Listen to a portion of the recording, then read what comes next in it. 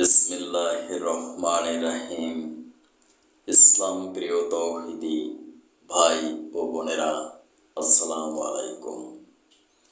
বিশ্বের যে প্রান্ত থেকে আমার বাংলা কোরআন পাঠ অনুষ্ঠানটি শুনছেন, digital biochemic heart cancer and diabetics research হসপিটালের পক্ষ থেকে ডক্টরস টক টিভি 100K চ্যানেলের সকল দর্শক শ্রোতাদেরকে জানাচ্ছি আন্তরিক অভিনন্দন। আজ আমি পাঠ করব সূরা আল হিজর আয়াত 41 থেকে 50 পর্যন্ত। আয়াত 41।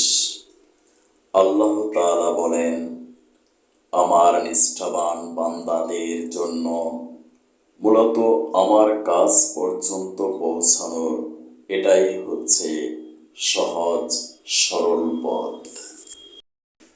আয়াত 42।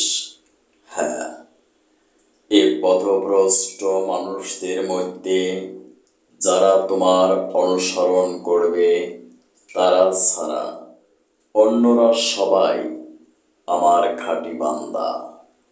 তাদের উপর তোমার কোনো আধিপত্য চলবে না। আয়াত 43। আর অবশ্যই দোজখ হচ্ছে তাদের সবার প্রতিশ্রুত স্থান। আয়াত 44।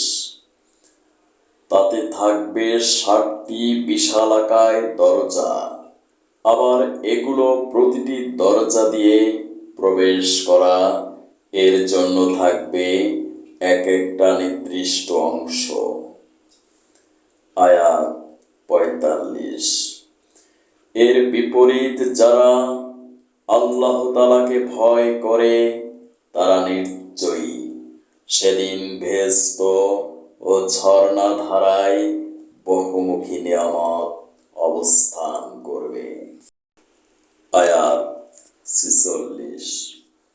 এই বলে তাদের অভিবাদন জানানো হবে, তোমরা শান্তি ও নিরাপত্তার সাথে সেখানে প্রবেশ করো।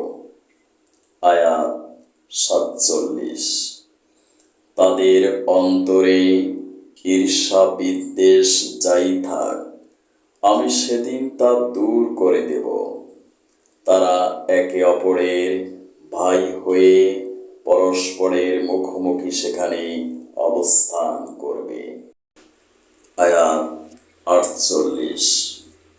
সেখানে তাদের কোনো রকম অবসাদ স্পর্শ করবে না, আর তাদের সেখানে থেকে কোনোদিন বেরও করে দেওয়া হবে না। আয়াত 49। হে নবী, আপনি আমার বান্দাদের একথা বলে দিন, আমি অবশ্যই ক্ষমাশীল ও পরম দয়ালু। আয়াত 50।